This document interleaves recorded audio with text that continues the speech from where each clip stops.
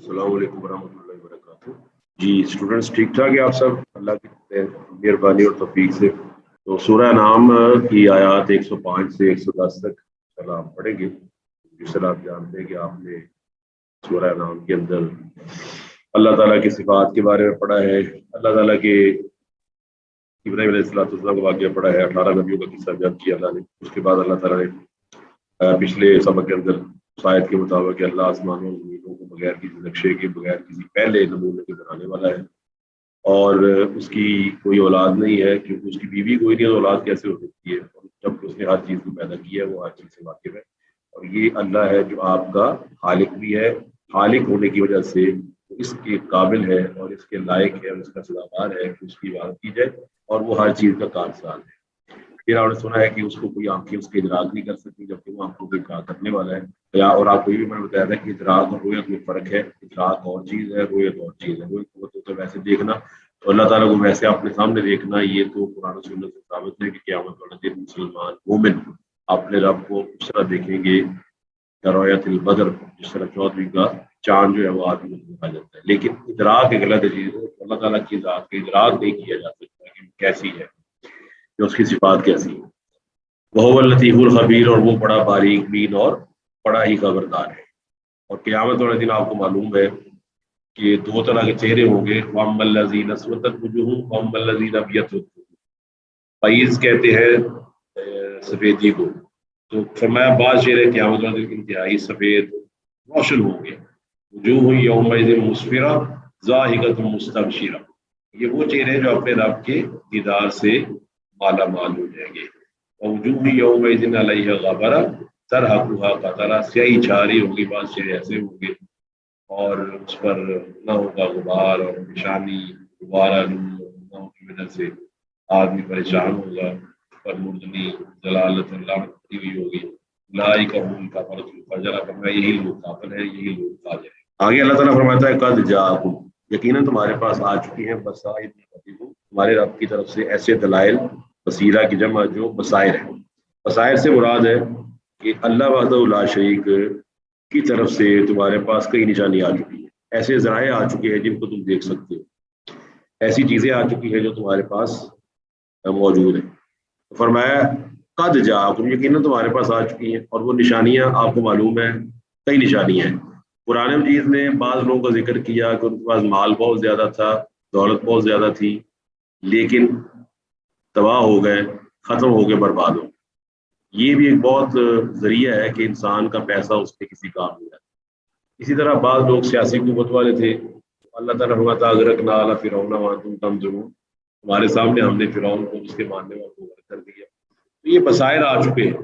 ہم دیکھتے ہیں کہ پیسہ کامیابی کی دلیل نہیں ہے، اس کے برعکس اللہ تعالیٰ نے نبیوں کو کامیاب کیا، ان جندنا لهم الغالبون۔ آپ کو پتہ ہے آج تک کوئی شخص بھی دلائل کے حوالے سے نبیوں پہ غالب نہیں آ سکا۔ تو اللہ تعالیٰ نے نبیوں کو علیہ السلام کو جیت عطا کی، فتح عطا کی۔ انا فتحنا لک فتحا مبینا لیغفر لک اللہ ما تقدم من ذنبک وما تاخر۔ اللہ تعالیٰ نے نبی علیہ السلام کو فرماتا ہے کہ ہم نے آپ کو فتح مبین عطا کی۔ تو یہ تمام نشانیاں ہمارے پاس موجود ہیں، اور یہ بھی ہمیں پتہ ہے کہ فاقہ زدہ لوگ جن کے پاس کچھ کھانے کے لیے نہیں تھا، ایمان کی قوت سے سرشار ہو کر انہوں نے مصر کو بھی فتح کر لیا اور شام کو بھی فتح کر لیا۔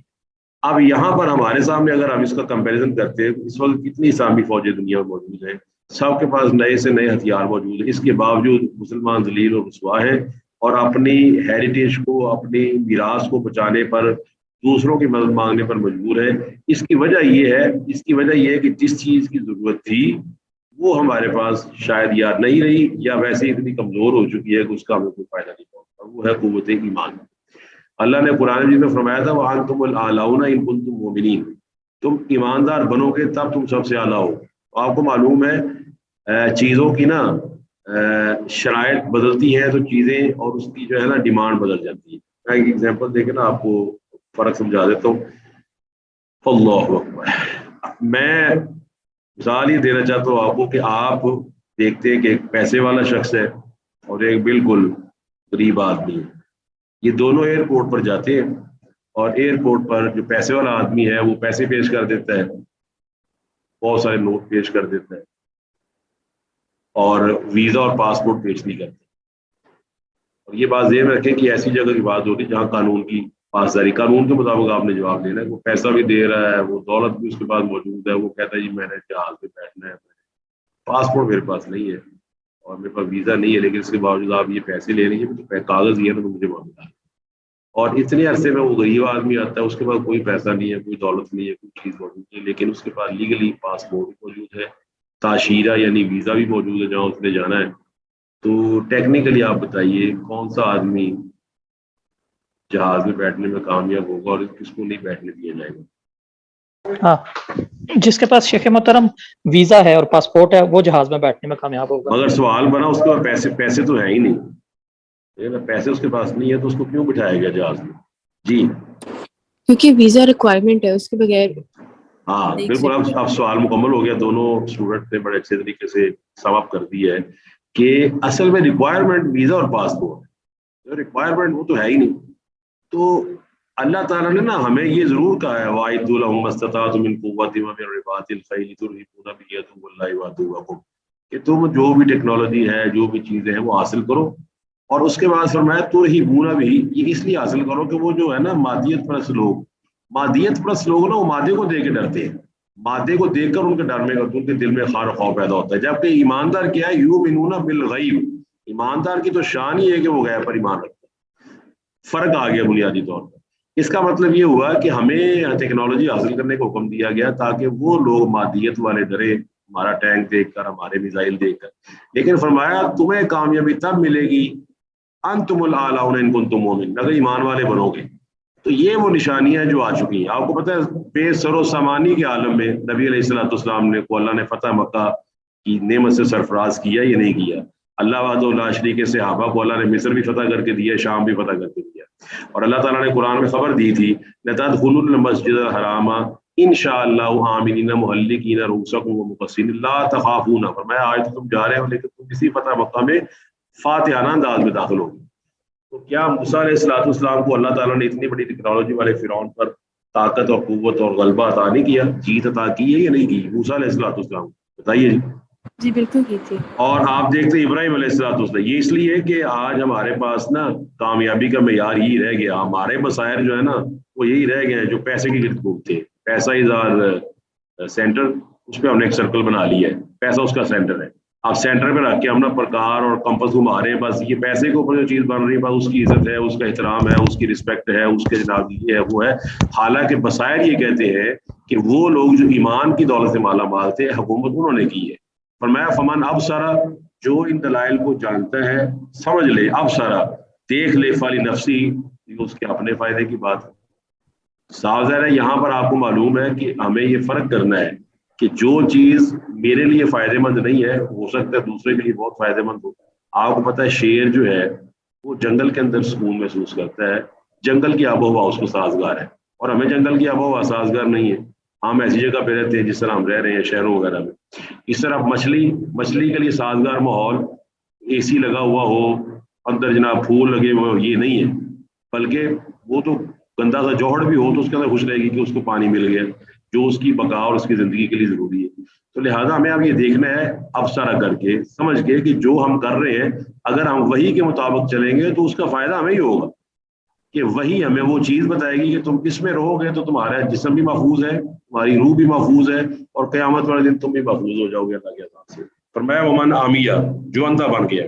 اب اندھا کون بنے گا؟ کون سا اندھا مراد ہے اس سے؟ جی کون سا اندھا مراد ہے؟ شیخ محترم دوبارہ ریپیٹ کیجیے گا. یا اللہ فرماتا ہے من عامیہ، جو اندھا بن جائے، جو یہ اللہ تعالیٰ کے دلائل نہ دیکھے. ٹھیک ہے جی، وہ اندھا ہے دل کا اندھا. جو دل کا اندھا ہے، آپ کو پتہ ہے دل آپ کی گاڑی چلانے والا ہے جسم کی. اگر دل اندھا بن جائے تو قرآن مجید نے کیا فرمایا؟ فَإِنَّهَا لَا تَعْمَى الْأَبْصَارُ وَلَكِنْ تَعْمَى الْقُلُوبُ الَّتِي فِي الصُّدُورِ. آنکھیں تو اندھی نہیں ہوتی، آنکھیں اندھی ہوں بھی تب بھی وہ اللہ تعالیٰ پر ایمان لا سکتی ہیں اور اللہ تعالیٰ کی ہدایت کے راستے پر چل سکتی ہیں. فرمایا اصل میں دل اندھے ہو جاتے ہیں. جب دل اندھے ہو جائے تو پھر اللہ تعالیٰ کی آیات سمجھ نہیں آتی، صحیح راستے کی پہچان نہیں ہوتی، آدمی غلط کو صحیح کو غلط سمجھنا پڑتا ہے. من عامیہ، جو اندھا بن جائے گا اور اپنی مرضی کرے گا، فعلیہا، تو اسی کے اوپر وبال ہے جو اس کو وبال پہنچے گا. صاف ظاہر ہے کہ آپ قرآن کی آیت پڑھ کے آپ کو معلوم ہے، اللہ فرماتا ہے کہ ظہر الفساد فی البر والبحر بما کسبت ایدی الناس، پھر اللہ فرماتا ہے ولا یحیق المکر السیء الا بأہلہ، پھر اللہ وحدہ لا شریک فرماتا ہے کہ ان اللہ لا یظلم الناس شیئا ولکن الناس انفسهم یظلمون. یہ تو فرمایا آپ لوگ ظلم کرتے ہیں، آپ لوگ زیادتی کرتے ہیں اس لیے کہ یہ وحی کے راستے کو چھوڑ دیتے، کیونکہ وحی کا راستہ وہ راستہ ہے کہ جس نے پیدا کیا ہے اسی نے آپ کو انسٹرکشن دی ہے، اور یہ بات عقل کو بھی تسلیم ہے کہ جو بنائے وہی انسٹرکشن دے، اسی کو پتا ہے میں نے کون سی چیز کہاں فٹ کی ہے. لہٰذا آپ سب کو کس نے پیدا کیا ہے؟ اللہ وحدہ لا شریک نے. آپ کا جسم کس کے مطابق چلنا چاہیے؟ انہی ہدایت کے مطابق چلنا چاہیے جس کے بارے میں اللہ فرماتا ہے من تبع ہدایا فلا خوف علیہم ولا هم یحزنون. بڑی فیصلہ کن آیت ہے قرآن مجید کی. دنیا میں انسان کے دو بڑے مسائل آج کی دنیا کے، بلکہ ہر دنیا میں رہے ہیں، ایک خوف اور ایک غم. یا آدمی کو خوف ہوتا ہے یا غم ہوتا ہے. اب دنیا میں کوئی بندہ اٹھا کے دیکھ لے، انٹرویو کر لے، آپ کو نظر آئے گا اینڈ بات دو پہ ختم ہوگی، یا تو خوفزدہ ہوگا یا غمگین ہوگا. بتائیے آپ ایگری کرتے ہیں اس سے؟ جی شیخ محترم. دنیا کے آپ انٹرویو لے لیں 100 بندوں کا، 100 بندے کے 100 بندے آپ کو یا تو غمزدہ ہوں گے یا خوفزدہ ہوں گے. کسی کو خوف ہوگا میری فیکٹری کا کیا بنے گا، کوئی غمزدہ ہوگا یار یہ کیا ہو گیا، میرے پیسے گر گئے، پیسے کم پڑ گئے، مجھے نقصان ہو گیا. اور اللہ فرماتا ہے جس نے میری ہدایت کی پیروی کی وہ ان دونوں بڑی آزمائشوں سے بچ جائے گا، نہ اس پہ خوف ہوگا نہ وہ غمزدہ ہوگا. تو یہ بات سمجھنے والی. تو فرمایا وما انا علیکم بحفیظ، میں تم پر نگران نہیں ہوں. آپ کو پتہ ہے نبی علیہ الصلوۃ والسلام کئی پروسیس سے گزرے اسٹیپ بائی اسٹیپ، اور یہ بھی آپ کو معلوم ہے کہ رسول اللہ صلی اللہ علیہ وسلم کی ان کی میچیورٹی جیسے جیسے قرآن نازل ہوا، شروع کے اندر آپ کو پتہ ہے نبی کریم صلی اللہ علیہ وسلم کیا آپ کی حالت تھی، فلا اللہ کا باقی نفس کا علی آثارہم ان لم یؤمنوا بہذا الحدیث اسفا. اللہ فرماتا ہے آپ اپنی جان کو لا کر بیٹھے ہو، کیا آپ اپنی جان کو ہلاکت میں ڈال دیں گے اگر یہ لوگ آپ کی بات نہیں مانیں گے؟ آپ کو اتنا قلب اتنی پریشانی ہوتی ہے. فرمایا نعلم انک یضیق صدرک بما یقول، آپ کا سینہ تنگ پڑ جاتا ہے. نفسیات کا ایک بہت بڑا قاعدہ ہے کہ جب آپ کو ڈانٹا جائے یا آپ کی انا کو ٹھیس پہنچائی جائے تو آپ کو سینے میں نا گھٹن محسوس ہوتی ہے اور آپ پریشانی محسوس کرتے ہیں. کبھی آپ نے اس کو فیل کیا ہے؟ جی شیخ محترم. ہاں، جب آدمی کو برا بلا گیا، اس کو کہتے ہیں کہ باتوں کی میں نا باتوں کے اندر بھی زخم لگتے ہیں، باتوں کے زخم ہوتے ہیں جو کرتے نہیں ہیں. مطلب بات کر جاتا ہے اگلے کو ایسا زخم پہنچتا ہے کہ اس کا دل جو ہے وہ چل ہو جاتا ہے کہ میں نے اس کو اتنا اچھا سلوک کیا، یہ ایسی بات کر کے چلا گیا. تو رسول اللہ صلی اللہ علیہ وسلم بحیثیت بشر اس پروسیس سے گزرے ہوئے کہ کافروں کی باتیں آپ کو شاک گزرتی اور آپ کا سینہ تنگ پڑتا تھا، میں ان کو دین کی طرف بلا رہا ہوں، میں ان کا فائدہ کر رہا ہوں، یہ سواد کی باتیں کر رہے ہیں. تو فرمایا میں تم پر نا نگران نہیں ہوں. اللہ نے پھر آہستہ آہستہ اپنے نبی کو فرمایا کہ آپ نے اپنا کام ادا کر دیا، بلغ ما انزل الیک من ربک، آپ کا کام ہے پہنچا دینا، وما علینا الا البلاغ المبین، آپ نے واضح طور پر پہنچا دی ہے. لست علیہم مسیطر، آپ ان پر دروغہ اور نگران نہیں ہے، آپ کا کام ہے پہنچا دینا، بنوانا آپ کا کام نہیں ہے. یہ مانیں گے تو فائدہ ہے، ان کو نہیں مانیں گے تو لام لعن جہنم من الجنۃ والناس اجمعین فذوقوا بما نسیتم لقاء یومکم ھذا انا نسیناکم وذوقوا العذاب بما کنتم تعملون. اللہ فرماتا ہے کہ لام لعن جہنم، ہم نے جہنم کو بھرنا ہے، یقیناً بھرنا ہے، من الجنۃ والناس، جنوں سے بھی لوگوں سے بھی. وہ وہی لوگ ہوں گے جو اللہ تعالیٰ کے نبی علیہ الصلوۃ والسلام کی بات کو انکار کرتے رہیں گے، نہیں مانیں گے. تو فائدہ کس کا ہے؟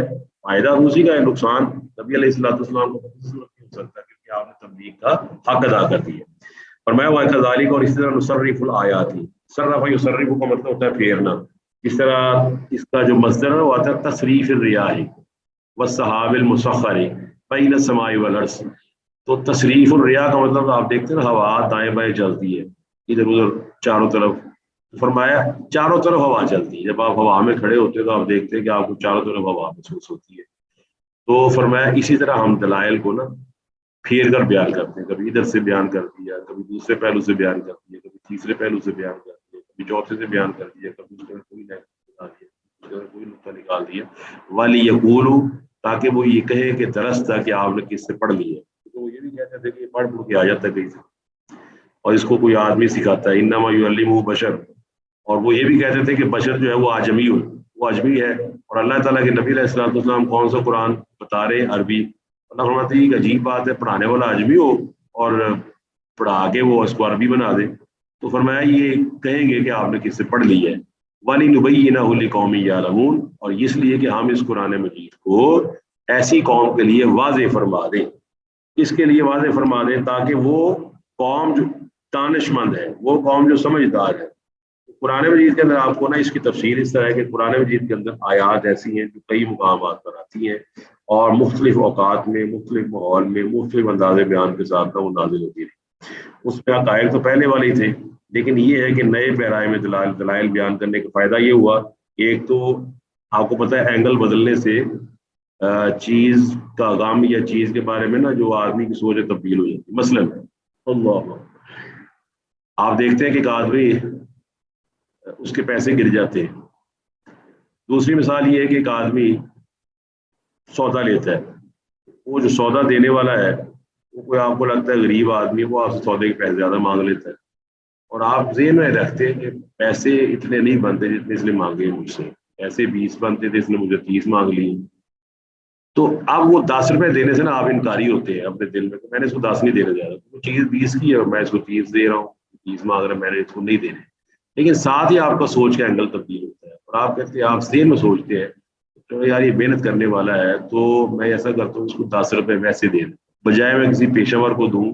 کم از کم یہ پیشہ ور مانگنے والے سے تو بہتر ہے نا، یہ محنت کر کے کما رہا ہے. اگر اس نے مجھ سے 20 کے 30 مانگے تو میں 20 کی چیز لے لوں اور 10 کے بارے میں نیت کر لوں گا جی ٹھیک ہے کوئی بات نہیں، میں نے اس کی ہیلپ کر دی تاکہ یہ کاروبار اچھا کر لے.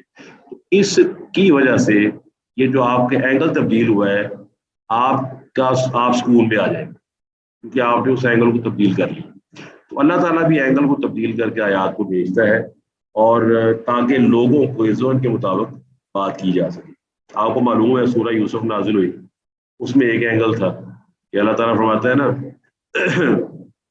یہ جو یوسف علیہ السلام کا جو قصہ ہے وہ یوسف کے اور اس کے بھائیوں میں قصہ آیات للسائلین، سوال کرنے والوں کے بارے میں بڑی نشانی ہے. اس میں اللہ تعالیٰ یہ سمجھانا چاہ رہا تھا کہ یہ جس طرح آج قریش کے لوگ اپنے ہی خاندان کے ایک آدمی کی مخالفت کر رہے ہیں، تو یوسف والی صورت نازل کرنے کا مقصد یہ تھا کہ ان کو بتا دیا جائے کہ جس طرح یوسف علیہ السلام کے بھائیوں کی نہیں نہ چلی ہے اللہ تعالیٰ کے سامنے، اسی طرح یہ جو آج اپنا آخری نبی ہے علیہ السلام، اس کے خلاف پوری دنیا بھی ہو جائے، انشاءاللہ ایک وقت ایسا آئے گا کہ پوری دنیا سر جھکائے کھڑی ہوئی ہوگی اور یہ اکیلا آدمی جو ہے نا اس سے پوچھا جا رہا ہوگا کہ آپ کیا سلوک کریں گے، اور یہ آدمی پھر وہی بات کرے گا جو یوسف علیہ السلام نے کی تھی. بتائیے ایسا ہوا کہ نہیں ہوا؟ جی یوسف علیہ السلام والا واقعہ ریپیٹ ہوا کہ جس طرح یوسف علیہ السلام نے اپنے بھائیوں کو معاف کر دیا، اسی طرح محمد رسول اللہ نے بھی معاف کر دیا. کیا ہوا ہے کہ نہیں اس کا پتہ؟ جی سر بالکل ہوا ہے. تو آپ علیہ السلام نے فرمایا کہ لا تثریب علیکم الیوم. شاباش جی ماشاء اللہ، لا تثریب علیکم الیوم. اور دوسرا لفظ آپ نے بولا تھا وانتم الطلقاء، طالق کی جمع ہے، طلقاء کا مطلب ہے کہ آپ آزاد ہو بھائی، میں تم سے وہی بات کروں گا جو میرے بھائی یوسف نے کی تھی. تو اس کا مطلب یہ ہوا کہ اس وقت یہ آیت نازل ہوئی تو اس کا اینگل یہ تھا کہ نبی علیہ السلام کو تسلی دی جا رہی تھی کہ پریشان نہ ہو، جس طرح یوسف کے معاملے میں یوسف کو کامیابی ملی ہے، آپ بھی قریش کی ریشہ دوانیوں سے اور ان کی حکمت عملی سے پریشان نہ ہو، کامیابی آپ ہی کو ملے گی. تو اللہ تعالیٰ فرماتا ہے یہ جو آیت مجھے آپ پڑھ رہے ہیں وقال الذین کفروا ان ھذا الا افک افتراه وعانه علیہ قوم آخرون فقد جاء ظلما وزورا وقالوا اساطیر الاولین اکتتبها فیتملی علیہ بکرۃ واصیلا. یہ سورہ فرقان کے اندر آیت موجود ہے، آیت نمبر 4 اور 5. اس کے اندر کافر کہتے ہیں قرآن سے اپنا گڑھا ہوا ہے یا دوسرے لوگ نے اس کو لکھوا دیتے ہیں، یا اساطیر الاولین یہ پہلوں کی کہانیاں ہیں، وہ بائبل کے قصے ہیں اور کچھ ادھر کے قصے ہیں، اس نے عربی زبان بنا کے نہ پیش کر دی. تو اللہ تعالیٰ نے اس لیے وہ آپ کو پتہ ہے قرآن مجید کے ذریعے چیلنج دیا تھا کہ اگر یہ گڑھا ہوا ہے اس آدمی کا تو تم بنا لو اس کیسی ایک صورت، کم از کم ایک صورت کون سی ہے، انا اعطیناک الکوثر فصلی لربک وانحر شانک وربک. کافروں سے اتنی صورت بھی نہیں بن سکتی. اب اللہ فرماتا ہے اتبع، آپ پیروی کیجیے. بڑی اہم آیت ہے، اللہ کے نبی علیہ السلام کو بھی حکم دیا جا رہا ہے اتبع. ایک مسئلہ یہ نکلا کہ آپ بھی اتباع وحی الہی کے پابند تھے. یہ ہوتی ہے جی مساوات، یہ ہوتا ہے انصاف کہ نبی علیہ السلام آخری رسول ہونے کے باوجود بھی آپ کو اس طرح کا اللہ تعالیٰ نے NRO یہ امتیاز نہیں دیا کہ آپ تو وہی سے آزاد ہو گئے جی کہ آپ فرمایا اتبع، آپ نے پیروی کرنی ہے ماں جو بھی اوحی الیہ کا وحی کی جاتی ہے الیہ کا آپ کی طرف. دوسرا اس سے مسئلہ یہ واضح ہوتا ہے کہ نبی علیہ السلام اپنے رب کے سچے نبی اور پیغمبر ہے کیونکہ اللہ نے لفظ بولا اوحی الیہ کا، آپ کی طرف وحی کی جاتی ہے. تو صاف ظاہر جس کی طرف اللہ کی وحی کی جائے وہ اللہ تعالیٰ کا نبی اور اس کا فرشتہ اس کا رسول ہوتا ہے.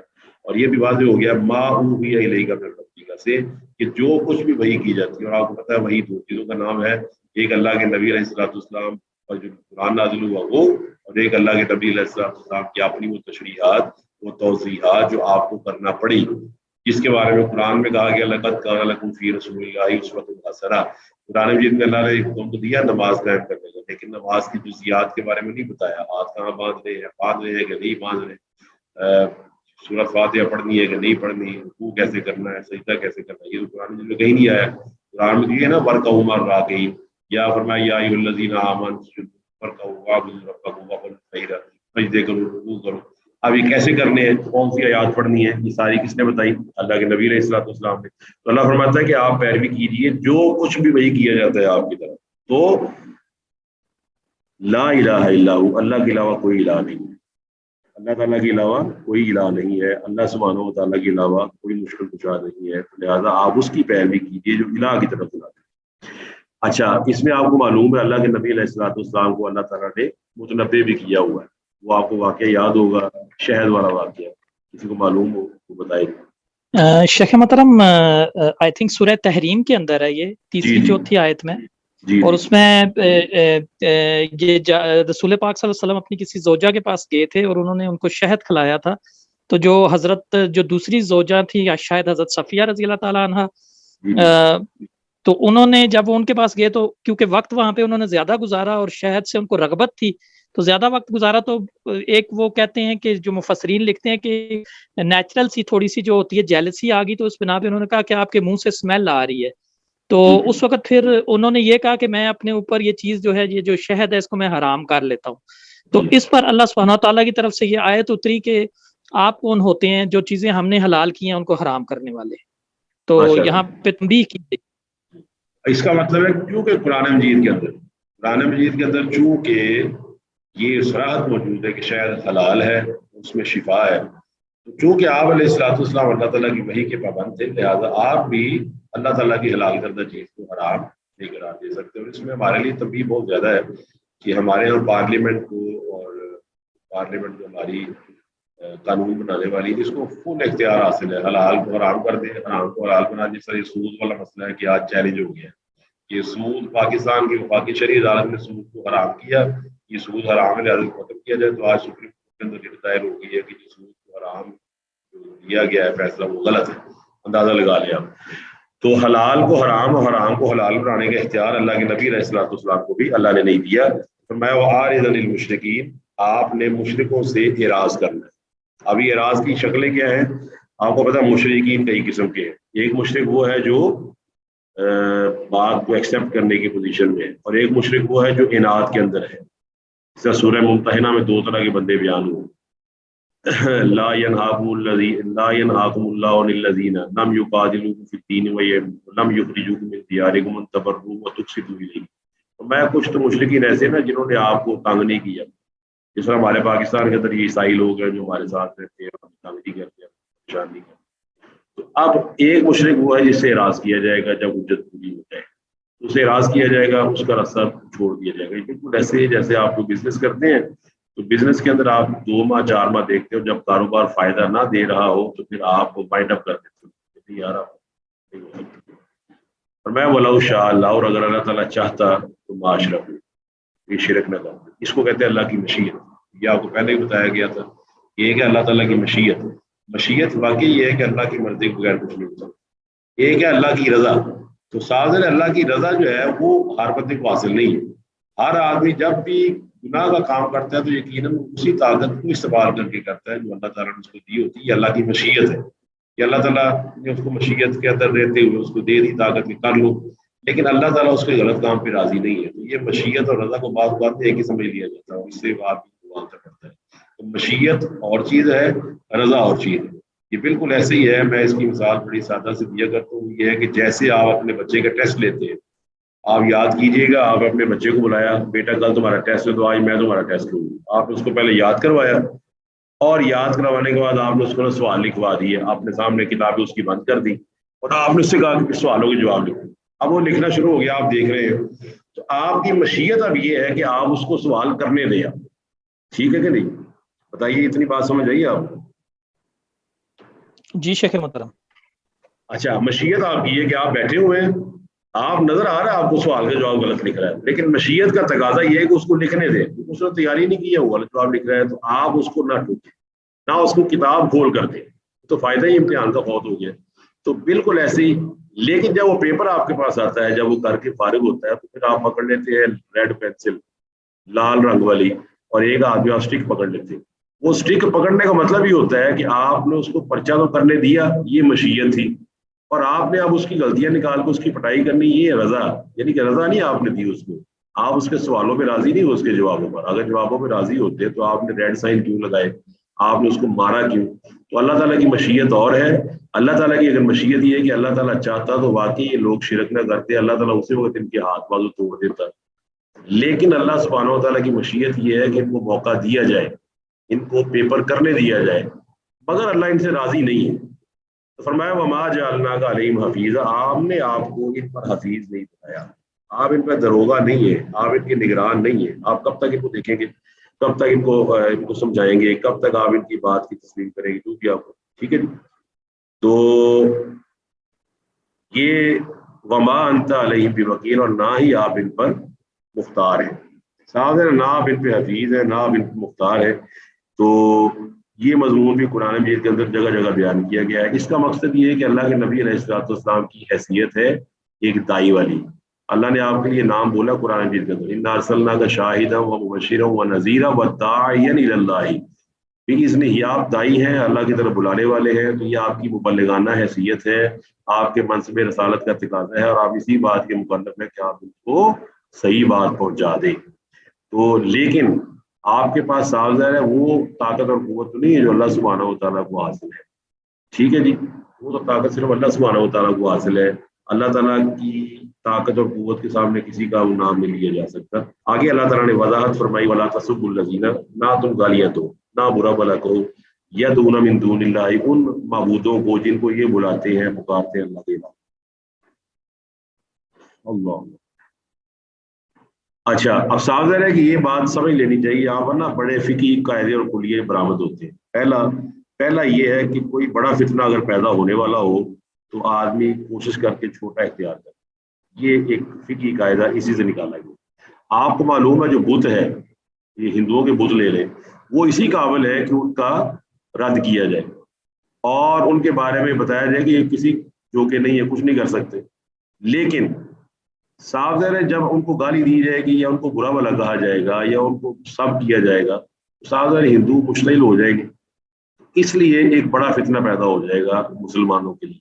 تو لہٰذا اس بڑے فتنے سے بچنے کے لیے اللہ تعالیٰ نے یہ بات ارشاد فرما دی کہ تم ان کو برا بھلا نہ کہو.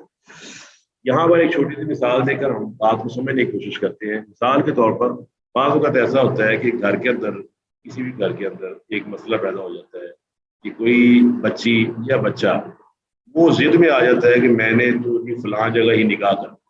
ٹھیک ہے جی, ورنہ یہ ہوگا میں گھر چھوڑ کر عدالت میں جا کے میں کورٹ میرج کر.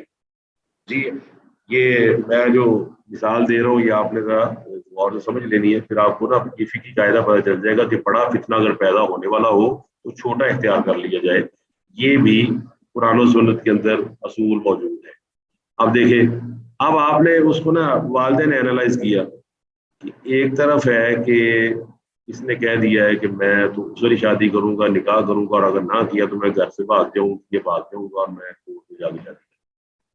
اب آپ بتائیے, ان کی شادی کر دینا ایک یہ بھی فتنہ ہے, اور ان کا گھر سے بھاگ کے کرنا یہ بھی فتنہ ہے. دونوں فتنوں میں کیا فرق ہے؟ دوسرا والا زیادہ بڑا فتنہ ہے. دوسرا زیادہ بڑا فتنہ ہے. تو پھر گھر والے بھلا کرتے, وہ کہتے ہیں اچھا یار چلو ان کی شادی کر ہی دو, تاکہ کم از کم اس جو شرمندگی سے بچ جائے گی نا جو گھر سے بھاگنے والی ہے. تو بالکل ایسے ہی معبودان باطلہ کو برا بھلا کہنا اس سینس میں کہ ان کے اندر یہ طاقت اور قوت موجود نہیں ہے, یہ بات بالکل درست ہے, کہنا چاہیے. لیکن اگر کوئی ایسا موقع ہو کہ آپ کو معلوم ہو کہ اس خطے میں, اس علاقے میں اگر آپ کو برا بھلا کہا تو اس سے مسلمانوں کو نقصان پہنچنے کا خطرہ ہے, تو پھر ہمیں یہ چیز چھوڑ دینی پڑے گی. یہ اس سے بہت بڑا قاعدہ اور کلیہ بنتا ہے کہ اگر کسی اچھے کام کو کرنے سے اس کے رد عمل کے طور پر کسی بڑے فتنے کا خوف ہو تو اچھا کام چھوڑ دیا جائے اور وقت کا انتظار کیا جائے. اور یہی وہ دلائل ہیں جس کی وجہ سے آج ایک بہت بڑا مسئلہ جو ہے نا وہ ہمارے لیے واضح کیا جاتا ہے. وہ ہے ہمارا یہ موجودہ جمہوری نظام. آپ کو پتہ ہے جمہوری نظام جسے ڈیموکریسی کہا جاتا ہے, جس کے بارے میں ابراہم لنکن کی تعریف پیش کی جاتی ہے, government of the people, for the people, by the people. پھر اس کے اندر آپ کو ڈائریکٹ جمہوریت اور ڈائریکٹ جمہوریت بتائی جاتی ہے, اور یہ کہا جاتا ہے کہ جمہوریت کے اندر یہ ہے کہ اکثریت. اور اس کی ہمارے استاد مثال دیا کرتے تھے کہ اگر ایک جگہ گدھا کھڑا ہوا ہے اور 15 آدمی وہاں پر موجود ہیں, 15 آدمی میں سے 8 کہہ دیں کہ یہ گھوڑا ہے, 7 کہہ دیں گدھا ہے, تو پھر وہ گھوڑا بن جائے گا ان کے 8 کے کہنے پر. بتائیے یہ ایسا ہو سکتا ہے کہ 8 آدمی گدھے کو گھوڑا کہے تو وہ گھوڑا بن جائے گا؟ جی یہ ممکن نہیں ہے. جو حق ہے وہ تو حق ہے. اس کا مطلب یہ ہوا کہ اللہ تعالیٰ نے یہاں پر نا ہمیں یہ اصول بتا دیا. تو جمہوری نظام میں جو دینی جماعتیں آتی ہیں نا وہ اسی قاعدے کے تحت آتی ہیں, یعنی کہ وہ جمہوری نظام کو باطل سمجھتی, لیکن وہ کہتی ہے کہ اگر ہم جمہوری نظام میں نہیں آتے تو صاف ظاہر ہے پھر ایک بڑا فتنہ پیدا ہو جائے گا اور سارے کا سارا نظام جو ہے نا وہ دین بیزار لوگوں کو چلا جائے گا. تو ہم بطور ڈیٹرنٹ, متضاد, یا کم از کم ہماری وہاں طاقت ہوتی ہے نا کہ ہم وہاں پہ جا کے زبانی کلام ہی صحیح ہم ان کی بات کے خلاف بات کر سکتے ہیں.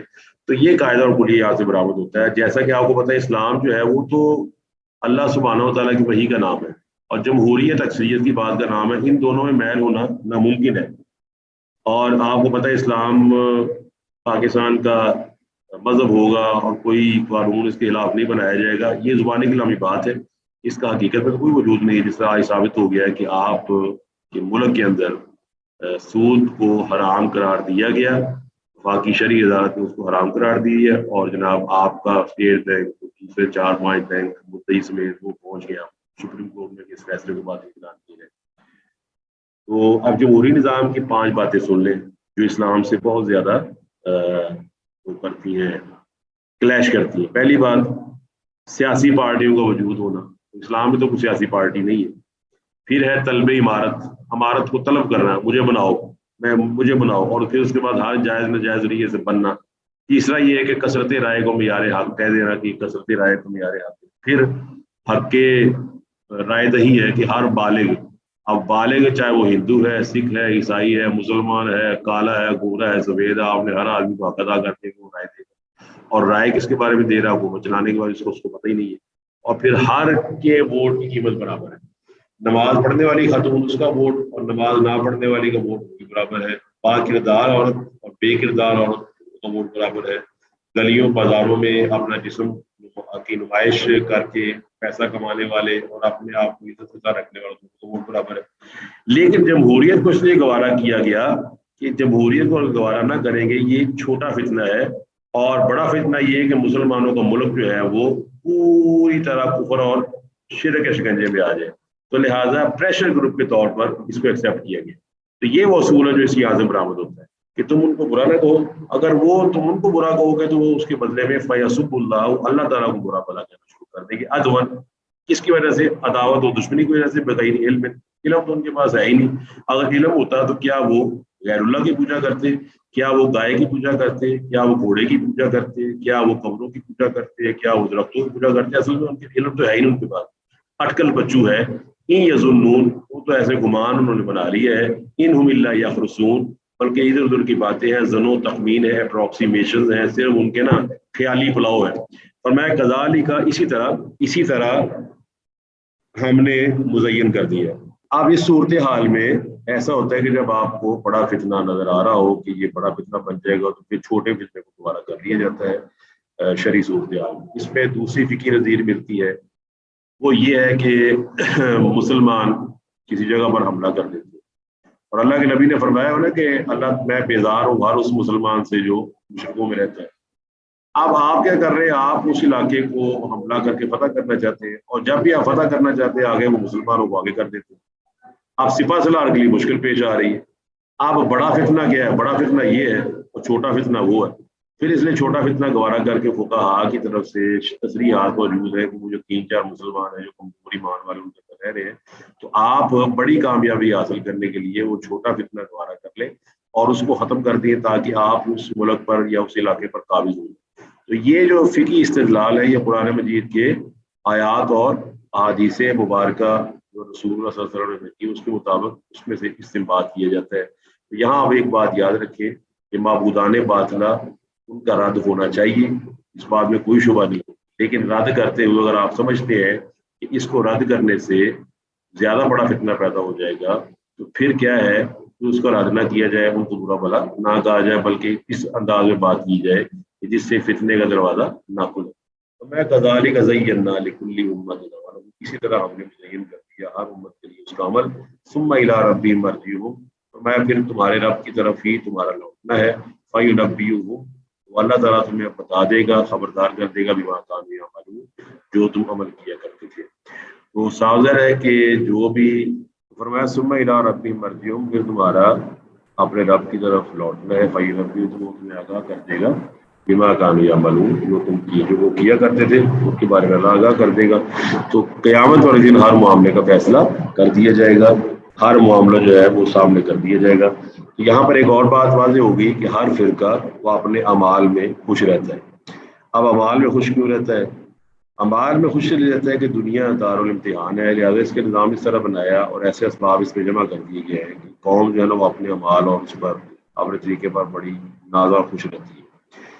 اور اللہ تعالیٰ کے سامنے جب جائے گا تو آدمی کے سامنے سارے حقائق آ جائیں.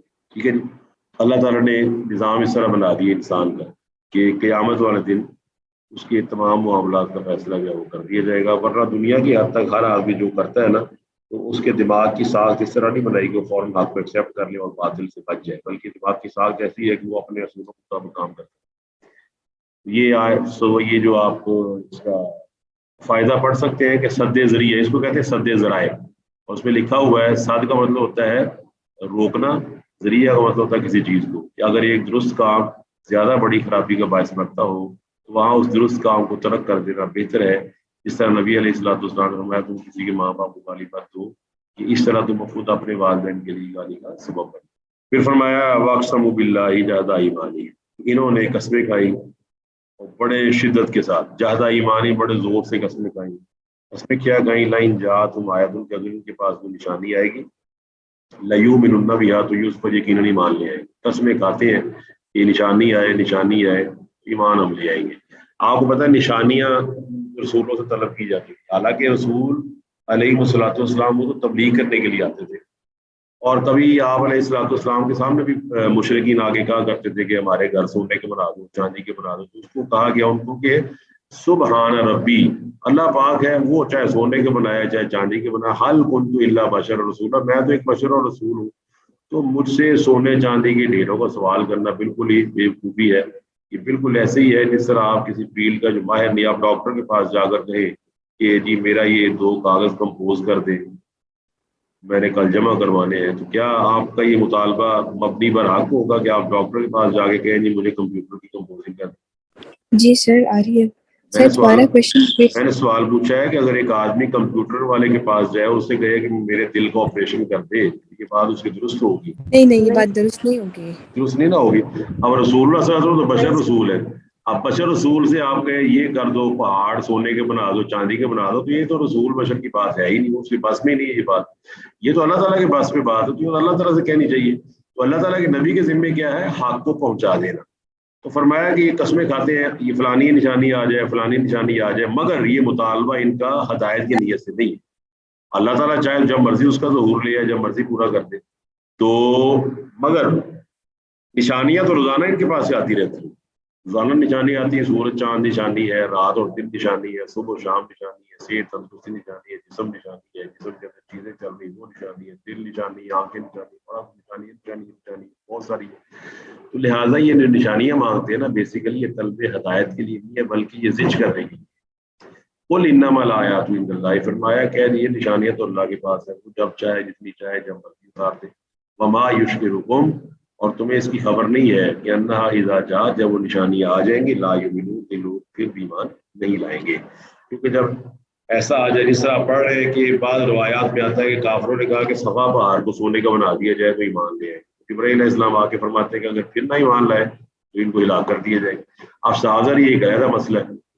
تو اس چیز کو آپ نے ذہن میں رکھنا ہے کہ اللہ کے نبی علیہ السلام کے ذمے کیا ہے، حل کنت الا بشر رسول، آپ بشر رسول ہیں، بات ختم ہو، آپ نے دین کی بات پہنچا دی، بات ختم ہو۔ یہ کئی اس کی نا مثالیں موجود ہیں کہ لوگ ہٹ دھرمی کرتے ہیں۔ مثال کے طور پر ایک ڈاکیا آپ کے پاس آتا ہے اور وہ آپ کو ایک لیٹر دیتا ہے جس پہ لکھا ہوتا ہے کہ آپ کے نا 5 لاکھ روپے نکلا ہے تو لہٰذا آپ فلاں دفتر سے وصول کر لیں گے، فلاں چیز وصول کر لیں، تو آپ ڈاکے تو نہیں کہیں گے نا مجھے 5 لاکھ لا کے دیں، وہ کہے گا میرے ذمہ تو خط پہنچانا تھا، جو انعام لینا وہ کسی اور سے آپ لے جا گے جو اس کا ذمہ دار ہے۔ آخری ایت فرمایا وَنُقَلِّبُ أَفْئِدَتَهُمْ وَأَبْصَارَهُمْ، ہم ان کے نا دلوں کو اور اس کی نگاہوں کو پھیر دیں گے۔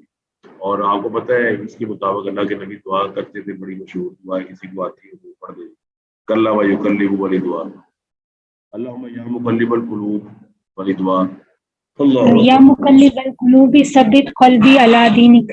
ماشاء اللہ جی، یا مقلب القلوب ثبت قلبی، اپنے لیے ثبت قلوبنا، سب کے لیے، علی دینی کا، یا دوسرے الفاظ ہے علی طاعتی کا، یا اللہ میرے دل کو اپنی طاعت پر، اپنے دین پر قائم رکھنا۔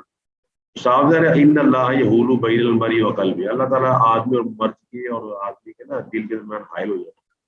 دل کس کے اختیار میں؟ اللہ کے اختیار میں۔ میں ہم ان کے نا دلوں کو ان کی نگاہوں پر پھیر دیں گے، کما لم یؤمنوا بہ اول مرہ، جیسا کہ یہ لوگ اس پہ پہلی دفعہ ایمان نہیں لائے، ونذرہم، اور ہم ان کو چھوڑ دیں گے، فی طغیانہم یعمہون، یا اپنی سرکشی کے اندر حرام رہیں گے۔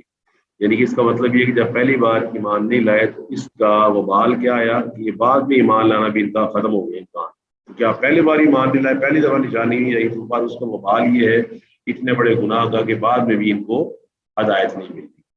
یہ آپ کو میرا خیال ہے اس بارہ بھی ہم مکمل ہو جاتا ہے آیت نمبر 10 پر۔